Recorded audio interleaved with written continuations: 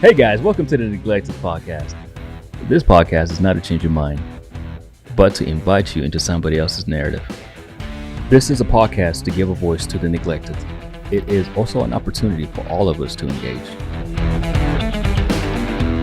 All right, what's going on, everybody? Welcome to the Neglected Podcast. My name is Nick Schultz. You can hit me up at Schultzy Time. We're at For the Neglected. Producer Quinn is over there. Thank you for being here, Quinn, as always. And we have a super special guest today. Super, thank you. Yes, he is the man. He is Dave Allgire. Thanks for being here, man. How you doing? Good to see you. Good to be here. And I am wearing a very tight, it's a little too tight, I think it's my wife's shirt that was hanging in my garage because it's very sentimental to me. This shirt and this word and this man are the reason that my family came down to Savannah. Well, it was like 7 years ago. So you were working, you were a pastor at this church called Lake Church in downtown Savannah. Yep. And we had a mutual friend, and you ended up calling me, and because of our mutual friend, I was up in Cincinnati, Ohio, looking for something different, and you offered something very different down here to be around different people and do. You're like, this kind of church, it's different.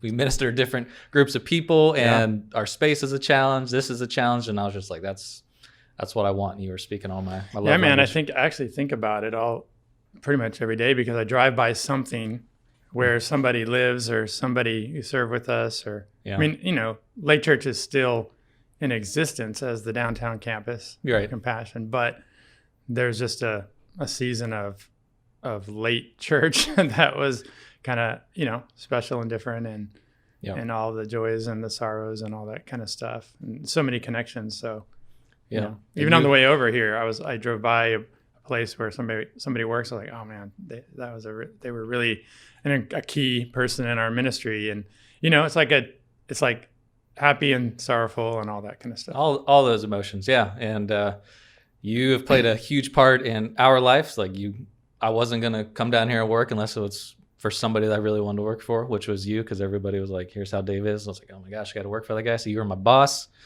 And you also helped me to get the job where I'm at now with Excel and doing nonprofit and mentoring. And so you were key in both of those and a whole lot of other things. So it's good.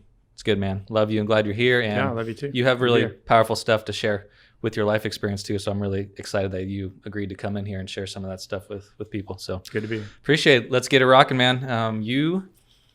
I know where you're from, but you tell other people where you're from and kind of a little bit of your history of just where your family started and you grew up and what your dynamic was like in that space. Okay, I'll give you the fast history, I guess, of my childhood. I grew up in Seattle, Washington, and my family, we were a church-going family, so grew up in the church. I had an older brother, a year and a half older, and a sister 3 years younger. My brother actually died in 2016. He was 47. So that was just 4 years ago. We had a really good childhood in a lot of ways. In grade school, what was interesting was that they did desegregation in Seattle. So we were bused across the city to different schools in order to desegregate the schools. And actually, getting bused everywhere, we didn't know any better. I mean, sometimes 30 minutes, 40 minutes, each way on the bus. But actually turned out to be, when I look back, a super enriching thing in my life, just because every school I went to was super multicultural. And that was really amazing. Maybe a defining thing in my life is that I think right about 6th, 7th grade, I kind of became super independent for different reasons. If I was to kind of characterize my life from that point forward, it would be, growing up, it would be the word unguided, I guess, lack of guidance, which is really a critical thing for me even now. Something I think about a lot because it's sort of a righteous discontent I have for others. Like, I don't want people to have to have seasons of their life where they don't have guidance, because we don't know what we don't know. And we end up drifting or going in directions that, I don't know. I never went off the deep end. I wasn't, and have destructive behavior, but just about everybody around me did. And so for a long time, and part of my unguidance was, just my own lack of knowing that I needed direction, that I needed help. And so, again, those who don't know, they don't know. When you don't realize you need it, you don't look for it, and you're even averse to direction. Mm-hmm. So that puts up a wall, a lack of humility and all that kind of stuff. So you said you did grow up in like a church background? Yeah. And because you're a thinker, man. I'm guessing like you were a thinker even at a younger age.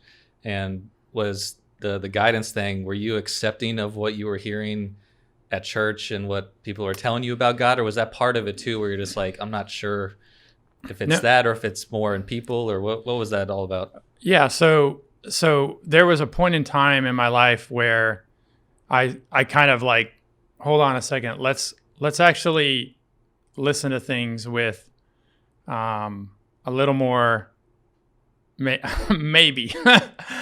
I think growing up, I think I was more opinionated. I think even though I was a thinker, I wasn't considering other people's positions and empathetic as much. And there was a point in time where I kind of humbled myself and realized, man, there's a lot of truth, a lot of untruth, a lot of gray, a lot of, truth in some things and not completely true. And so I kind of drifted, I think, I guess when you say a thinker, I think in that vein, I kind of drifted from being an opinionated person to someone who is kind of a lot more of a listener, trying to understand before I'm trying to be understood. Mm-hmm. I think that was probably a shift at some point in time. And so where was that taking you, either as a teenager or once you got out of high school? What direction were you going in, or what did you want to do? What did I want to do with my life? Yeah. Well, I had a different thing every year, because everybody would ask you, hey, what are you going to do when you grow up? And so, I try not to do that to teenagers too much. Mm-hmm. I ask them instead, like, hey, what do you like doing? Rather than, because I never knew exactly what I was going to do, but I did have a call to ministry, what I would call a call to ministry, call from God when I was 17. Mm-hmm. It was before my senior year of high school. I was at a camp, and there was a couple experiences that happened. One was, back up a couple years. So these are the two things that stick out in my mind. I was really disruptive. I was at a camp. I can't remember what grade I was in, maybe ninth grade or something. Me and a guy was speaking from up front. There's 200 kids. We're messing around with each other. We're being disruptive while this guy is, and now being on the other side of that, I know how difficult that is to do, to keep everybody's mm-hmm. attention. And here I am out there as a ninth grader or whatever, making life hard for this guy. And his name is David Ladd. I don't mind saying his name because he is a critical person in my life, growing up in ministry, just because of these camps. He was speaking, and he stopped. Think about it. There's 200 kids. There's 9th and 10th graders. 200 kids, and I'm right in the middle. He stops and he looks at me. He points at me and he says, Jesus Christ wants to break your heart, David Allgire. Now, I'm going to pause. I got my finger pointed at you. It's awkward. And it keeps going. Mm-hmm. He doesn't say anything. And he holds his finger there. And I'm sweating, man. I'm looking at him. I can't look down. I'm sweating. Mm-hmm. I don't know how long it was, like 60 seconds, which is like, in awkward time, that's like an hour and a half. Mm-hmm. And, something about that did something to me. And a couple of years later, the same guy's preaching at a big group of people, and I'd just seen the impact he had. And I remember thinking in my heart, I want to do that. I want to make a difference. And that was it. And I can still sort of feel it when I say that. And so there was a there was a moment there with God in that. And really, I never went back. Like from that point forward, what I decided to do was just every year, like, okay, so what I'm going to do instead of going to wherever I was going to go, University of Washington or whatever, I'm going to go to this Christian school. I'm going to go 1 year Christian education. And then that turned into 2. But the first year I went, someone asked me to help. They actually asked me to do a youth ministry, which was ridiculous. You got to understand, I was really still a very unaware, very, I wouldn't have I don't think I would have liked me, if I would have met me back. I was kind of obnoxious, and I think, so this, but I think there was maybe some characteristics that I had that made this church want me to be their youth pastor. But I was 18. They're like, "Hey, can you be our youth pastor?" Well, you were big into basketball too, right? So I mean, yeah, weren't you playing as well, like, and have? Yeah, I played college basketball for a small school. Yeah, it's seems like maybe that was big part fish of in a little pond. Yeah, but maybe I don't know. Maybe I thought you were relatable to other people. Like played Canadian schools. I scored 65 points one game, 52 in another game because they're. That's a cool no offense pastor. to Canadians, but they're not great. That's not their thing. They're hockey players, right? That's pretty cool to say to your youth group, though. Like, hey, man, we're bringing this guy in who scored 65 points in a basketball game. Well, I'm sure I used it in a prideful way a few times. I mean, even just now, that was like a humble brag, right? I was really impressive, yeah. But anyway, so the funny part of that, so I ended up doing this part-time youth ministry, but the interesting part was I was 18, and I was probably one of the more immature people in the group. I was a youth pastor, but I was probably one of the more immature people in the youth group, even though I was the youth pastor. There were other kids who were like 17 and 18 and all that kind of stuff. Mm-hmm. So anyway, I think that just reflects just that key word, that lack of guidance, lack of self-awareness, mm-hmm. lack of,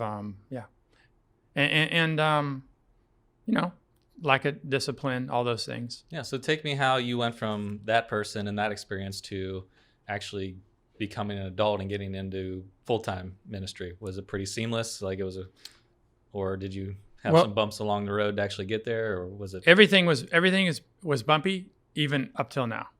Everything's been bumpy. So there hasn't been, there've been some, year or 2 seasons of non-bumpiness, but the bumps are what ultimately changed or brought transformation into my life, because difficulty and suffering brought humility. Mm-hmm. I mean, I think with the Holy Spirit's in you, you either humble yourself or you get humiliated, right?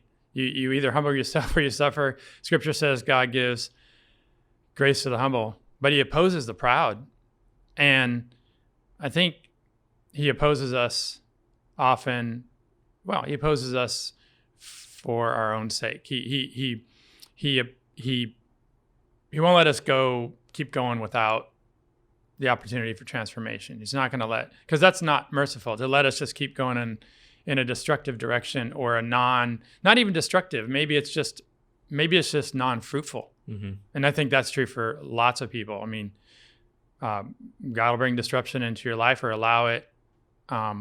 If your life if you're just existing and not fruitful. Mm-hmm. And so anyway, so the way it worked out was that I just kept keeping, okay, I'm just going to, basically after the first year, I was like, I'm going to get through, do this Bachelor of Biblical Studies. And I just served in different ways. I mean, I was a youth pastor, and I actually led worship at a different church, this Baptist church down the street. And then this church, like 3.5 hours away, needed a preacher. It's like in the country. I was like, oh, I'll do it, Plus they gave me like $150. I'd drive out there.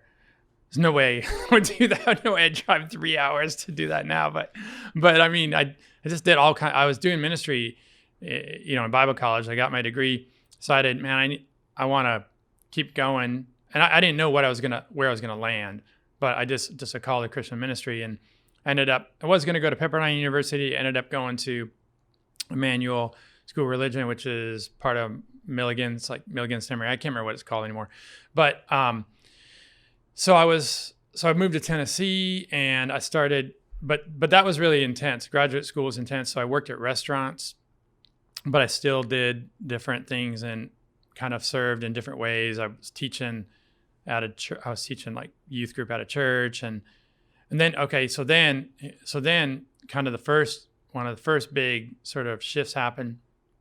My second year there, I decided, I'm in this town, Johnson City, Tennessee, and town of 50,000, country-ish, whatever, and southern, very different from Seattle, by the way.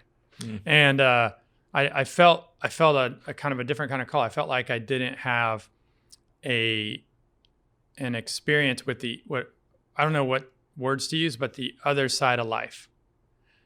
I mean, we didn't grow up with money or anything like that growing up, but I felt like there's this whole world of people who are suffering out there and who don't have access to a lot of things, and I felt like I needed to experience that somehow. So I ended up moving to inner city Chicago to do part of an urban ministry graduate thing. It was preparing people to minister in the inner city, or in urban environments. And so it's weird too to think about it now because of how risky everything was. Like, I didn't have any money. I lost the scholarship money I had for the school I was in because they weren't gonna transfer that. So I'm gonna have to figure out how to pay for this. I mean, I didn't have a place to stay. I interviewed at 3 internships that, could basically pick either one. I picked this internship in uptown Chicago, and 2 weeks before I got there, the pastor left. So I'm in an urban inner city church, and now there's nobody there. And again, this lack of guidance thing. The guy who was supposed to be my mentor left 2 weeks before I got there. I'm the only guy there, and I didn't have enough money for an apartment, so I lived in the office of the church. And the way I didn't have any money, man, it was crazy. But I had no fear back then, like no fear. So I was like, okay, so what? Figure it out. So I connected with the Jesus People. Have you ever heard of them? There's this Christian commune started in the 70s, and they're in Chicago, and they own this big building, and I connected with them, and they had free food, and so I made friends. One dude, one of them came down for my wedding from Chicago. I mean, this actual Christian commune of 500 people, and they have this really amazing ministry up there in uptown Chicago. And so it's ministry. It's not like a cult. It's not a cult. They got kind of they're pretty solid on their theology and everything, but they just believe in living this communal living, and pretty fascinating. They had Cornerstone Magazine. They had this record label. This put on this big music festival with 20,000. People would come every year. Cornerstone Festival. They had all these businesses in the city, but they used all those things to do good in the city. So I would eat with them, and then 2 days a week there would be bars that had free food. I wasn't drinking at the bars. I was going to get a Coke and eat their lasagna like every week. This is what I did. And then I took classes. I took the train downtown and took classes for a year. Anyway, loneliest year of my life, maybe. So what do you like? What are you learning now as you look back on that experience where you thought you maybe were learning certain things then, but what did it do for you, you think, in the long run? Man, great question. It did a lot. One, you just saw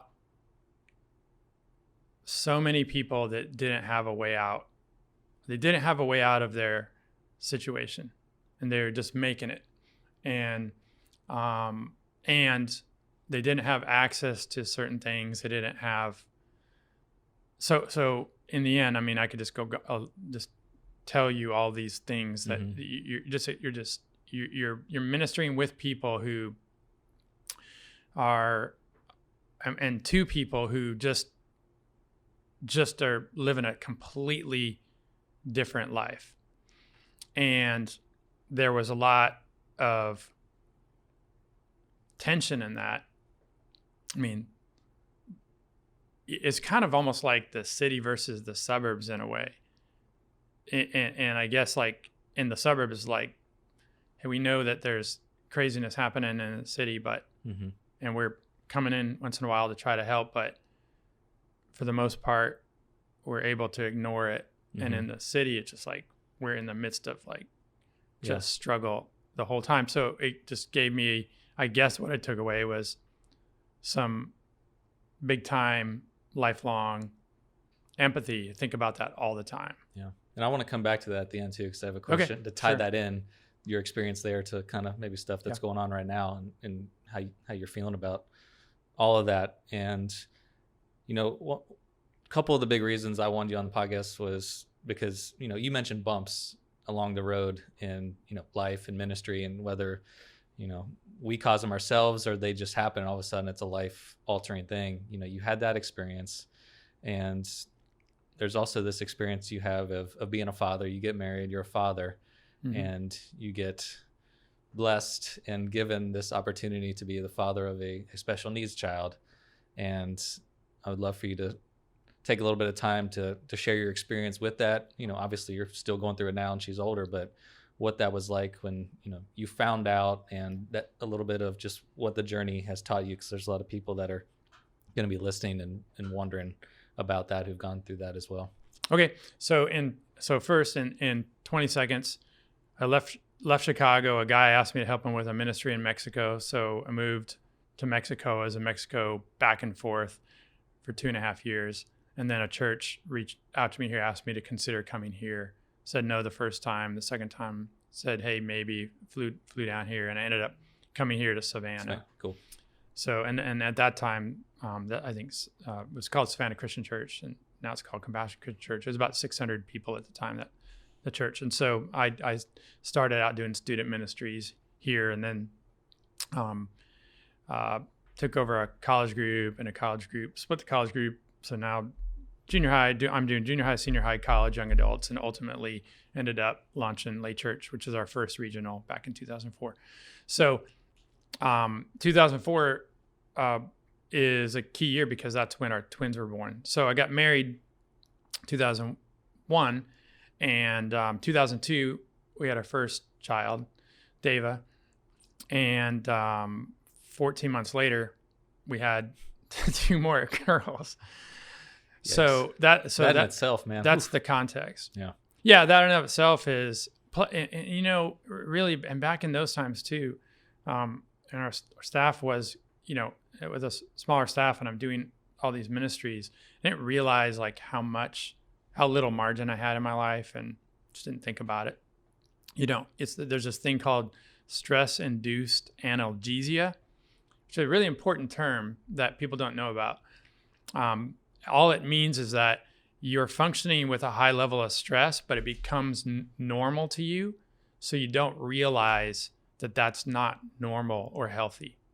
So you're living with a high level of stress, but you've done it for so long that it's just normal. And the problem with that is that it's not sustainable. So eventually it gets you. And this is like true for like a huge number of people. Like it's massive amount of people, and it kills people. I mean, it literally kills people. Does all kinds of things to them. So anyway, come back to that. But so first kid, 2002, 14 months later, our twins were born. But what happened in the middle of that, I think it was like 15 weeks in, and you can help speed me up here as we get into this. But we went for an ultrasound at 15 weeks, I think, because I think my wife had some kind of pain or something like that. And the doctor came out and said, hey, there's 2 of them in there. And so we're like, what? Which actually was like, oh, you know, that's great. You know, plus it was like half, yay, half. Oh my goodness, what are we going to do? 3 babies, you know? And then I can't remember the actual dates, but I don't know, 4 weeks later, something like that, or maybe it was less than that. They actually, there was some other kind of problem. They looked, and the ultrasound lady, I can't remember what it's called, technical term, said she kind of like had a look of panic on her face. She said, oh my goodness, just a second. She didn't know what to say. And she wasn't allowed to tell us. So we knew something really bad was, and she went out and got the doctor. Doctor comes in and said, hey, one of the babies has a really big problem. It's called an encephalocele. It's a hole in the skull. So that's how that went down. And that started like just all holes. And I mean, really I'll zoom through this because I mean, there's just too much to say. Yeah. But it just started a process of, from that point forward, of never knowing what was going to happen next. That's kind of it. Like, so you're always then confronted with fear of the future for that child from that point forward. What were you being told about just even birth of like her living? Was that an issue at all? Or was... Yeah. So as time, so yeah. So as time, so as the time went on and doctor's appointments went on while the baby was in the womb, it was more and more, and all of the indicators, all of the ultrasounds, everything was just showing more and more this child's not going to survive. To the point where every doctor except for the OBGYN said, hey, look, it's you just, in a kind way, I mean, there's the survival rate, there's just, the child's not going to survive. And then the OBGYN said, you just never know. Is it because she was a twin as well, or just she was by herself, it would have been the well, same way? That was another complicating factor because if the baby died in the womb at a certain point, it would very likely take the life of the other child too. Okay.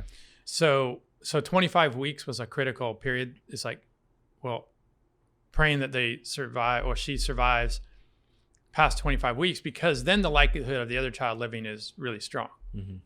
So there was all that, like get to 25 weeks and then what happens, and we're monitoring.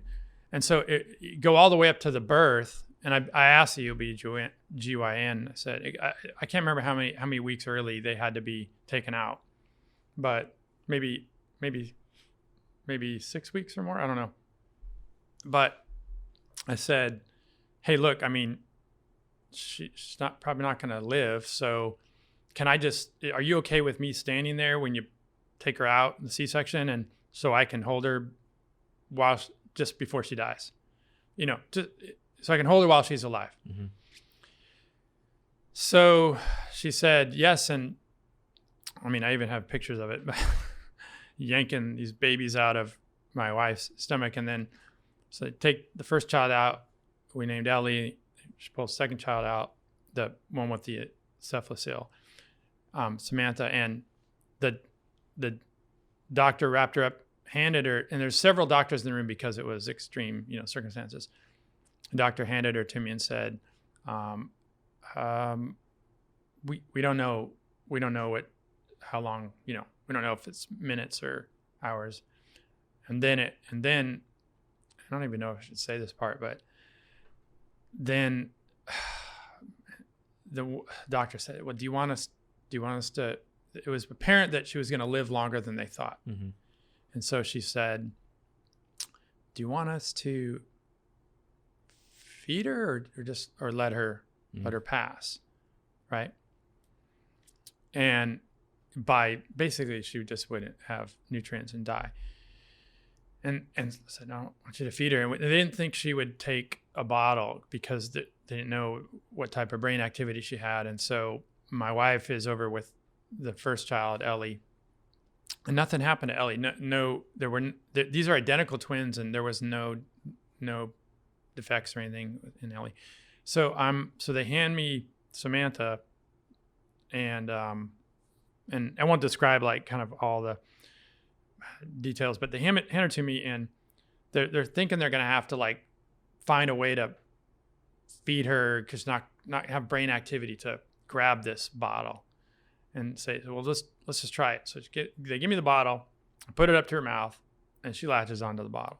So that was kind of the first, the first thing was like, she's not gonna, they thought she's, not gonna die right away. And the second thing was she latched on the bottle. And then the third thing was this neurosurgeon came in and kind of looked at her and said, hey man, this is out of my league. And so I said, well, if it was your daughter, what would you do? And he said, I'd put her in a helicopter, fly her to Medical College of Georgia, and have her see Dr. Lee. I said, okay. Put her in a helicopter, fly her to Medical College of Georgia, and have her see Dr. Lee. So from that point forward was a series of surgeries. We still didn't know at every point, like we didn't know what's going to happen. Is she going to survive the surgery? Then what happens? Then what happens? So, and even up till today, you know, there's so many great things and so many joys, but the fear of the future and the fear of what's next, you have to just continue to put it in God's hands. Like, okay. And she is, I mean, what, 7? Oh, she turned 17 on January 16th. So she is 17, and she's hilarious and amazing. Yeah. And screams my name every time she sees me. And yeah, she's the joy bringer. She is. Yeah. She is the fun police. Yeah. She's unbelievable. We swim at the same place sometimes. Yep. King and queen of the cannonballs. She loves to. Everybody wants to hang out with Samantha. Yeah, she's unbelievable. And it's not like a sympathetic thing. It's like she brings you joy, man. He brings you joy. It's like, I need to get home so I can hear, Dad, you know, you're home. You know, I need to get home because I need that joy or whatever. I mean, she does. She brings the joy. It's a really strange, amazing thing. And we know a lot of people with special needs kids. We know a lot of special needs children. We know a lot of people with, you know, just having connected and ministered to a lot of people. And everybody's different. And one of the things that, you know, because there's children who don't have that, and maybe they're violent, or maybe they, you know, aren't verbal, and so there's a huge wide spectrum out there of struggle, and we're just so aware that there's this gift of joy that she has. Yeah.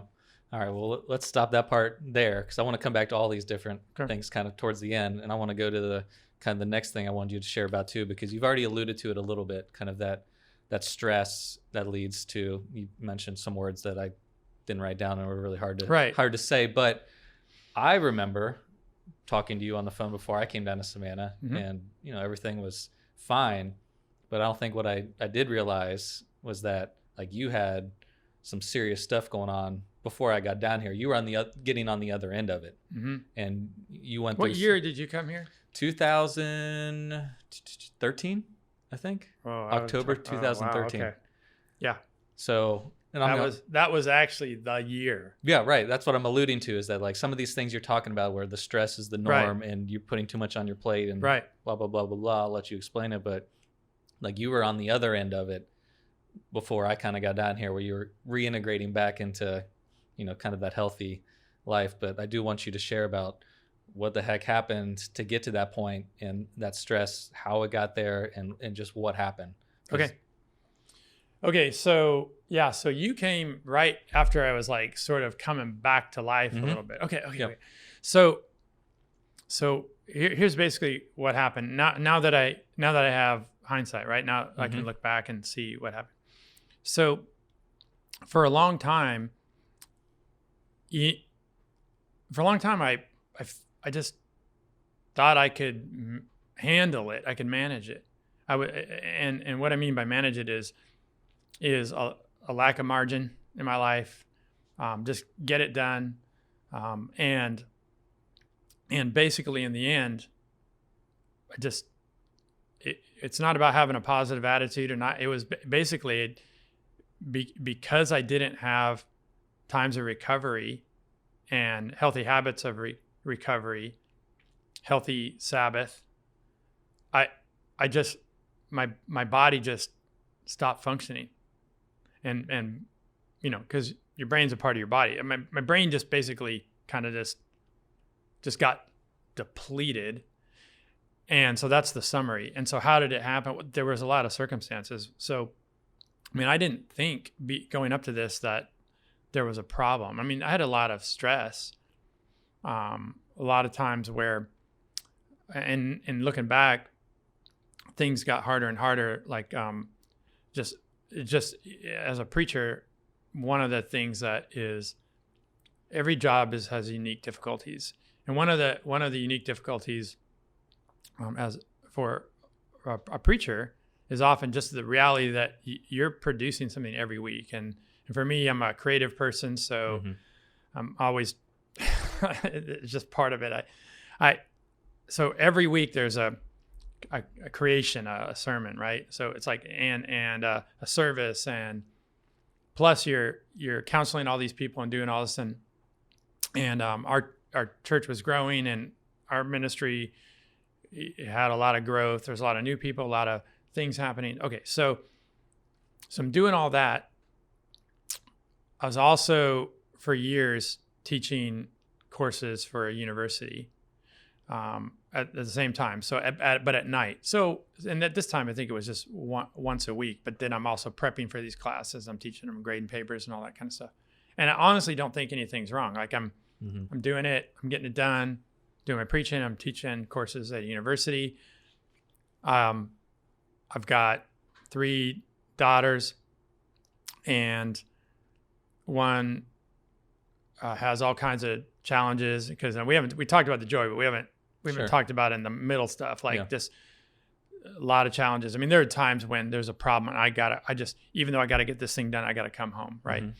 And, so I was cheating a lot on like a Sabbath, and and for me, Friday was like my day off, but there were times I wasn't ready. I couldn't get it done. So I kind of had to take the morning to work or whatever, get this stuff done. And so you can see, like, there's no recovery in my life. There's no healthy rhythm.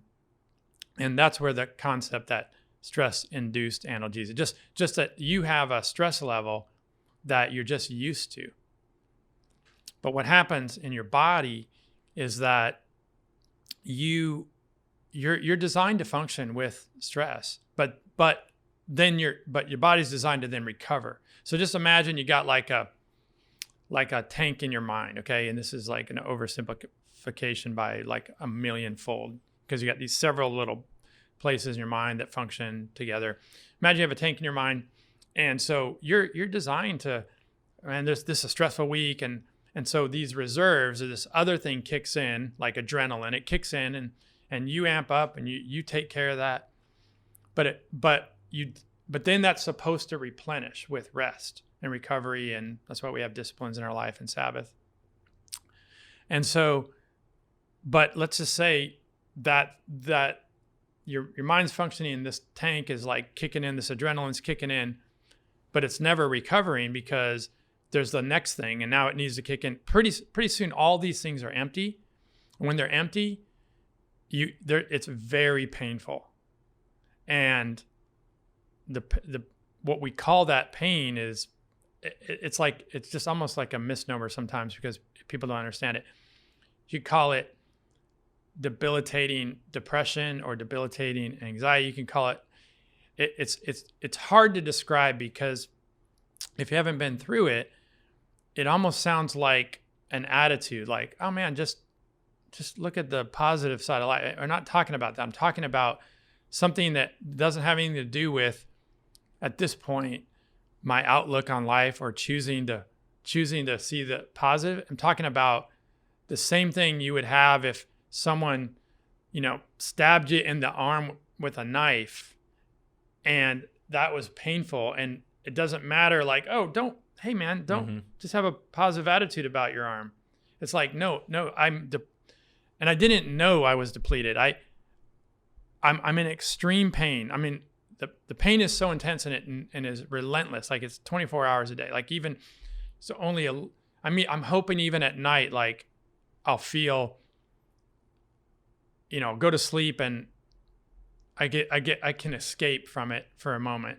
But even then, it wasn't going away. So I mean, it's like, it's unreal, man. Like, I have when somebody calls me with this problem, I respond because I remember what it felt like. And it's like, I'm gonna help whoever, no matter what. I mean, it was so traumatic. I thought, I didn't know what was going on. I didn't have anyone in my life to, like, oh man, here's what's going on. And turns out later I did, but people don't talk about it at the time. About it.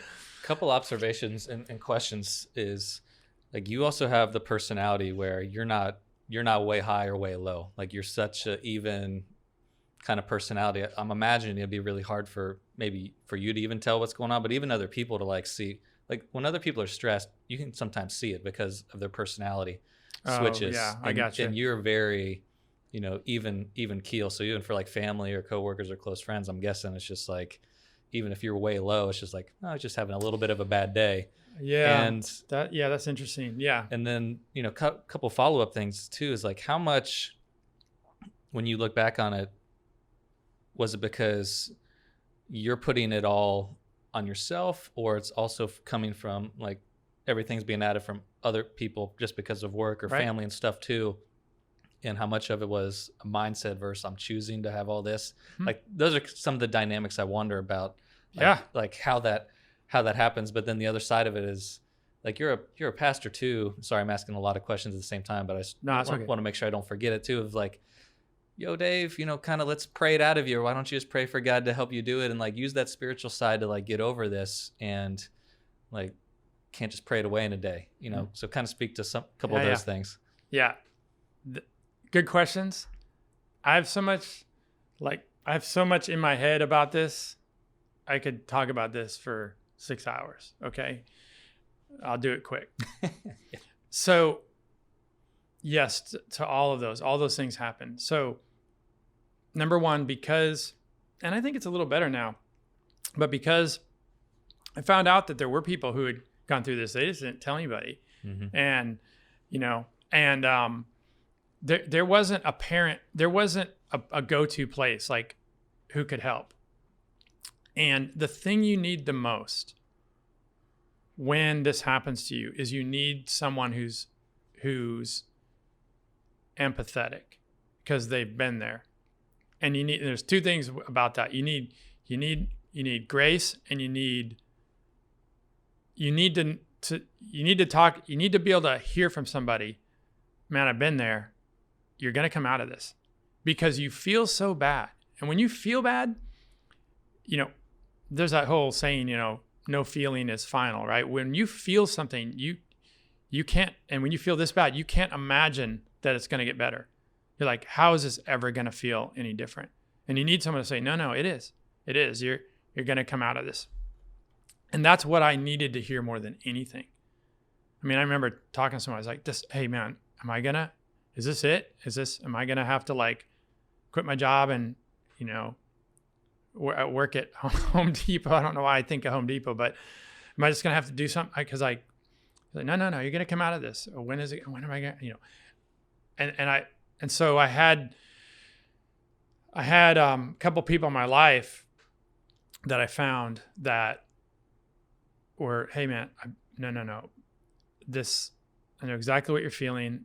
And I started digging, and I found preachers, in fact, famous preachers, like big time dudes or people who had talked about it. I mean, these are like, and that's the thing, like what you find out is one type of person that this hits a lot are people who have a lot of responsibility, who get a lot of stuff done, and they keep going, and then they don't recover. Okay, so that was one thing. So another thing, yes, there's a lot of misunderstanding.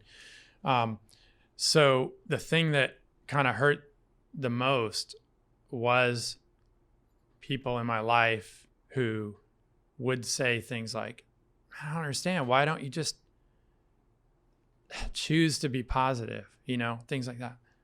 And here I'm experiencing the worst pain I've ever felt.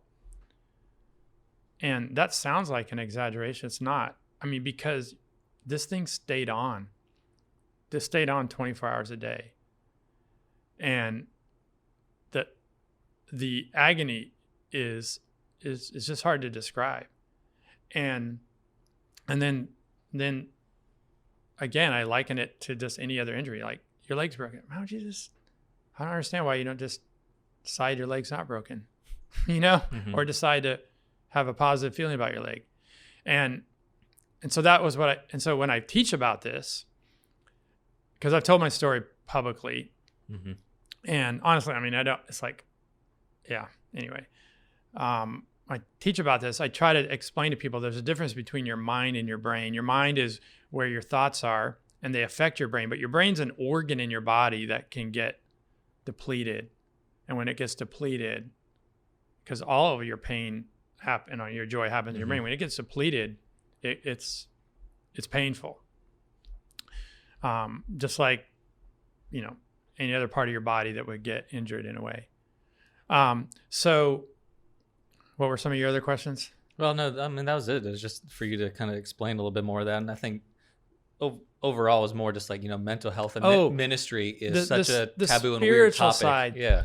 No, let me say something about that, because you asked about like what you prayed away. Look, so prayer, connecting with God, is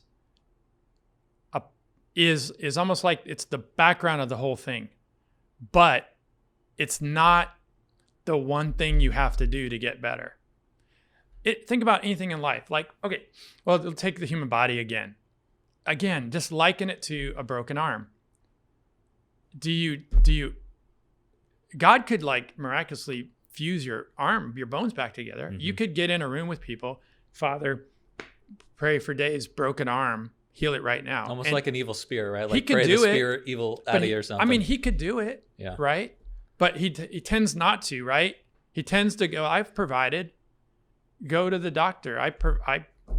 God invented God's the source of everything. I'm the source of medicine and healing, and I gave that doctor those skills, and so go get it.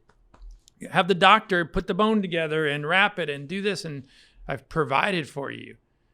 It's the same thing with this. It's God's like, no, I've provided for you. I've provided counselors. I've provided rest. I've provided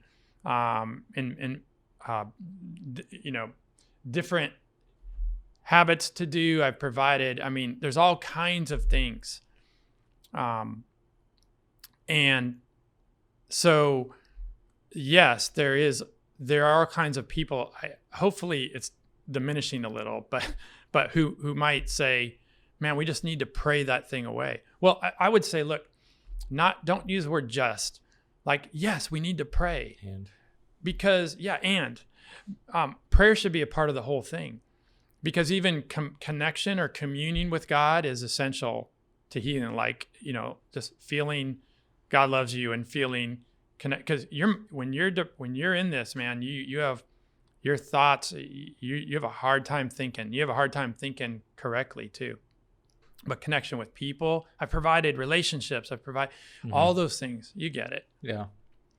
Sometimes too, it's like people ask, it's like, I always like to say, God gives you the opportunity. When you pray, you're asking God for the opportunity a lot of times to do something, not just like for him to snap a finger and fix everything. Think about how the scripture says it. Like, think about James chapter 1. James chapter 1:5 says, if any of you lacks wisdom, he should ask of God, and he will give it to you generously without finding fault. And then it goes into, pray and don't doubt that he'll give you wisdom, right?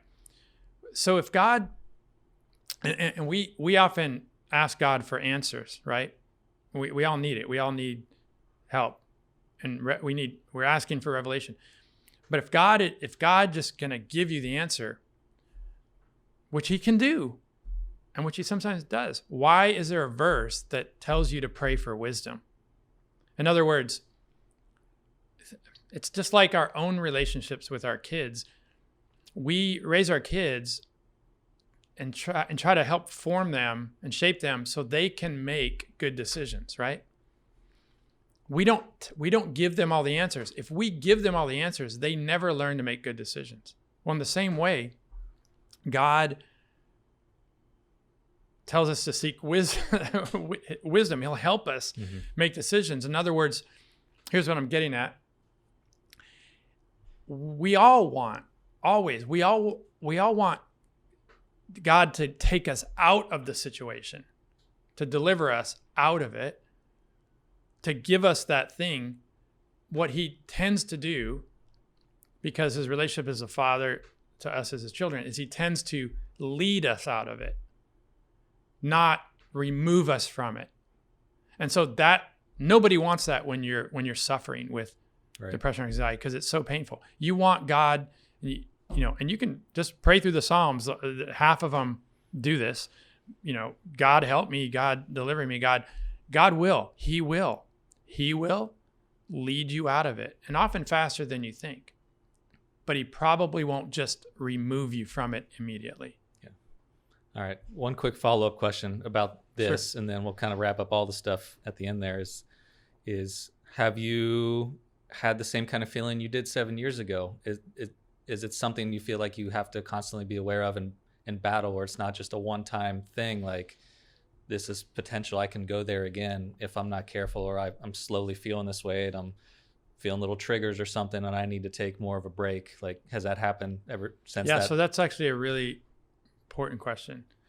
And because if you read, and again, when I went through this, like one thing that helps is to actually read and empower yourself with information about this. Like when you're in the middle of this, just start digging into it. Mm-hmm. That actually makes you feel a little better, that you're getting a little power over this helplessness. But you'll read that 80% of people that it happens to, it happens again. For a lot of different reasons. But so the answer is yes. I'm super conscious of my feelings. And by the way, for a lot of men, this happens in their 40s. Great. I know. Now you're about to turn 40. Because I mean, it's like, and it's often like people who, again, have a lot of responsibility. They don't think they're that kind of person, but they don't understand, like, anyway, we went through it already.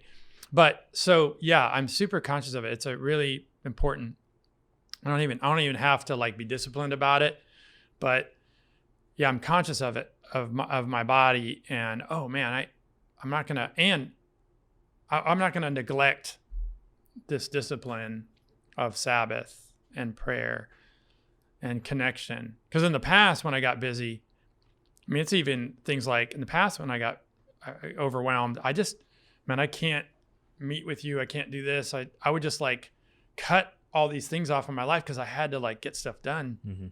And those are the things that are filling even human connection, and relationship. And so, yes, I'm aware of it all the time because, one,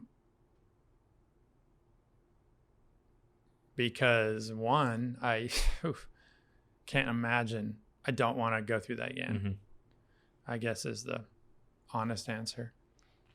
But also because it's a whole world that's kind of opened up to me, I'm also just plain old aware of it. Yeah.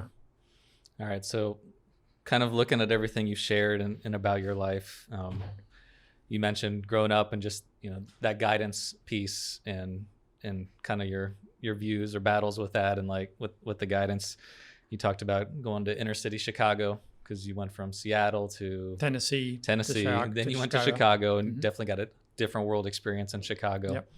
We didn't really talk about your time in Mexico, but that's literally a different country, different world. I'm sure you experienced a lot of different things there.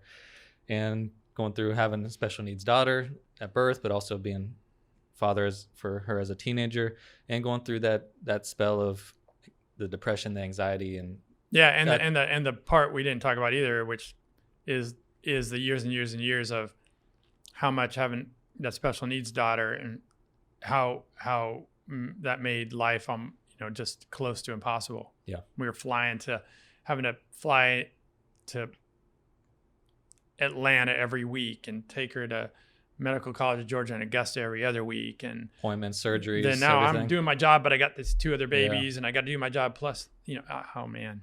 Yeah. So in one of your words was empathy. Like that was a word you brought up with people going through different things. Yep. And so now that you are 50 and you've had all these experiences in a wide variety, and you're at this place now in life, like how do you view what God has taken you through in all these experiences and where you are right now? Like where do you see yourself going forward with this next stage of your life, going through all these different things? Like what do you want to do? What is your views on people, views on God? Like how is that all changing where you want to go and who you are? Try to have a simple answer for that, but just yeah. Okay, so the reason I gave you a weird look is because I have have some answers to that. Mm-hmm. You know, I don't have all the answers to that. So can you say the not the preface, but just the actual questions again? Yeah, it's just, well, I asked that too because like you're also in like a couple groups, a group with us called Be the Bridge, and you're learning about racial reconciliation and hearing stories from other people. We're in a spot right now, whether you look at it from a ministry perspective or just and a cultural perspective of politics, race, social media, and people being polarized and angry and not empathizing with each other. And even in church, that has a lot of difficulties because of all sorts of stuff. But you're someone who wants to engage in people's lives and help from personal level, from a pastoral level. Like you want to go to those places, and you've had all these experiences. You have a wide variety of things you've been through, from emotionally, mentally, spiritually, culturally, in different cities, places. Like how have all of those life experiences to where you are now adding up to like what you see going on now and how you want to be a part of whatever you call ministry or life, and just some of the stuff you want to see going forward with what you're doing? Okay, so the honest answer to that is that's something I'm asking God right now. I'm asking him, hey, how do you want me to engage this? And is it different than the past? Because we're also in the middle of this big shift in the world, this COVID shift, you know? Right. And everybody's talking about, well, you know, and there's certain industries that don't change, but church world, you know, everybody's wondering, like, how does this change the church going forward? What, you know, and people have answers, but I honestly don't think people know yet. And but I've been praying through that. And, you know, what does this mean as a leader in a church? How do we engage? And help us with that. So I pray that James 1:5 thing every day. I mean, God, give me wisdom. How do you want us to move forward in this? All those things from the past, how they've affected, you know, me, and what does that mean going forward? I think one of them is kind of even related to what you do here with this podcast, is just really leading with wanting to hear people's story or wanting to hear from them. And this is kind of a daily thing. So, so me and a friend, we have this kind of agreement, and we kind of do this prayer together. We don't actually physically pray every day, but we agree that we're going to pray this prayer, ask God's Spirit, ask the Holy Spirit, you know, who do you want me to connect with today? Have you gone somewhere in front of me? Ephesians 2:10, you know, that we're God's workmanship, created in Christ Jesus to do good works, which God prepared in advance for us to do. Who needs to hear something from me today? Not advice, but just who needs like a part of my story, or and that could be, and what part of my story do they need to hear, right? Like this suffering or this struggle, because and that's motivated not by that I have something to offer them. It's motivated by, because that could give them empathy, and that's what you find out. It's like, wow, me too. Like, wow, and that's when people open up. And so just positioning myself to hear from people in life and be aware of that, and spiritually see that, because it actually happens all the time. There's a saying that Jesus runs faster than you. He's already, Ephesians 2:10 is true. God has gone in front of you. Jesus has gone before you. And if you're aware of that, then when it actually happens in that day, there's somebody with a need or somebody with a struggle, or because you're suspicious that Jesus might have been preparing this for you, you say things or do things or give that person time that you might not have done before, because you might have just seen it instead as just completely circumstantial, completely coincidence. And I'm being serious about that. Like I'm actually I have a little list on my phone of this, because once we started doing this, all kinds of things started happening. Yeah. One of the things I really appreciate about you and have learned from you is that you're strong enough in what you believe about God and your faith to actually seek out and learn from other people and not be afraid that it's going to change that, but it's actually going to empower what you already believe to minister to them. And I think a lot of times the church and people of faith sometimes they're so scared to learn something new about somebody else, whether it's a political or racial or ethnic thing, or gone through something different, and because it might challenge their beliefs because they've tied their religion to their politics too much, or they've tied, this is the right way to believe something or to think about someone. And you're like the opposite, which I think is the way to go, and which I've learned from you and I try to do too, is like, no, I believe what I believe, but that empowers me to want to go be empathetic for other people and learn from them, and not just be set like I've got it all figured out and keep moving forward. And yeah, there's a fear. So what I learned, especially from teaching university courses in biblical studies, is there's a fear that prevents people from considering that there's other things that might not, that might be true, that don't reconcile with what they already believe, right? Yeah. And so think about how much that affects it. It affects the way you do ministry, because, man, if God's leading us into another way to engage the world for Christ and for the gospel, that's like a fearful thing for a lot of people, because like, oh man, that means that we're not. How am I going to do it? How am I going to do it? Or they won't even consider it because, no, this is the way you're supposed to do it, and then they end up stuck, maybe doing something that even sometimes makes no difference. Actually, is making no difference at all. But there's a fear that's keeping it. Happens with information, even scripturally. And this is what I mean by teaching university classes. Just little questions I would ask, and people would get really emotional or upset because they're afraid. Mm-hmm. And they're afraid that maybe something they believed isn't quite, true. And the fear comes from, and the part I tell them is like, no, listen, there are things that you can wrap your arms around and embrace and hold on to that are true and are always going to be true. And so, for example, Jesus is the Son of God. He died for your sins. He rose from the dead. Put your faith in him. You're saved. You have the Holy Spirit. Those things are, so you don't have to be afraid. You can those things we can stand on. But there's other things that we can explore and don't have to be afraid digging into it. And so I guess what I'm trying to say is that in all these arenas, whether it's information of things we believe, or whether it's the way we operate whether it's in the church or in life, it's really important to be aware that we all can approach all those things with an unconscious fear that we don't realize we have. I mean, it includes like the racial stuff. Like,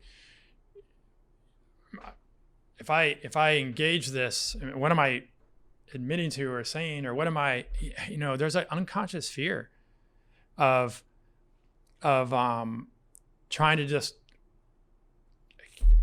hold things together or keep things the same. I mean, we don't, not even aware that that's driving us, when what you want to say to people is, hey, God's with you. God, we have a foundation of these truths. Like, relax, get to know people, get into the world, let them talk to them, hear their story. You don't have to be afraid of that. Mm-hmm. God is with us in that. And there's a fear that prevents us often from doing that. Yeah. I appreciate you sharing that. And, one of my favorite things to do is at the end of the podcast is you've been through stuff, man, that we all have. And for someone that is, I guess especially with having a special needs child, or going through like that kind of hard, debilitating depression and anxiety. Well, you've mentioned a couple things, but someone who isn't your best friend, but they see somebody going through that they can just do a small thing that makes a big difference. What is one or two of those things that, like, hey, if you see somebody going through this, like this small thing can help? Yeah. Okay. Sure. I think one of the best things you can do is if you see somebody, if you know somebody going through that, they're already gonna be afraid to tell anybody or reach out, because everybody, regardless of what they're going through, is afraid of judgment. They're afraid of being judged. Mm-hmm. And that's why empathy, like, is this medicine. When you're able, and this is true for anything, when you're able to say what your struggle is, even if it's a sin in different category, and then you receive empathy, okay, well, God can come into this. It's a medicine, and it heals. That's why the book of James says, confess your sins one to another and you'll be healed. So anyway, so that pain, moving away from sin for a second, so you don't confuse those two things that I'm talking about depression as sin, because I'm not. So if somebody is in this, what they need to hear is from a friend, hey, you're suffering, and I'm going to be here for you. While even in the midst, you don't have to be better right away for us to hang out or to talk. So when we talk, I know you're suffering, and I know you're in a process. So I'm not expecting you to say the next time we talk, yeah, everything's great. Mm-hmm. Because that's what happens. How you doing? I'm not doing good. Now next time, hey man, how you doing? It's like the other person, and you can help me sort of put words to this, but the other person isn't going to want to talk because they don't want to tell you, I'm still hurting. Mm-hmm. So you just tell them, hey, for as long as you're hurting, I'm here with you. And you're loved, man, and I'm going to be here for you. And so it's even asking different kinds of questions too, not just like, how are you doing all the time? Because that. Right. Well, yeah.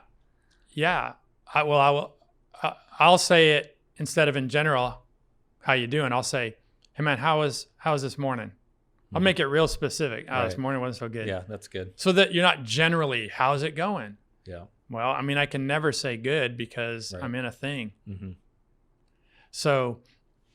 So hearing, and this is true for other types of struggles, like even having a special needs daughter, or someone's going through a different type of suffering, to hear from somebody that, hey, I'm here, I'm available to you in the midst of this. Not just when it's better, but just in the midst. Just want you to know that I care about you. You're in a struggle, so I'm available, and you can call me even if there's no difference next week or the next week. Call me. And just to hear some form, do your best for them to hear some form of, man, I'm feeling for you. I'm empathetic. Mm-hmm. There's something about that that's really powerful. Empathy is medicine. I like that. Empathy is medicine. That's good. And, past couple guests, and one of my favorite quotes too is, empathy requires proximity. And so part of it too is like, you have to get in somebody's uncomfortable space in order to be empathetic.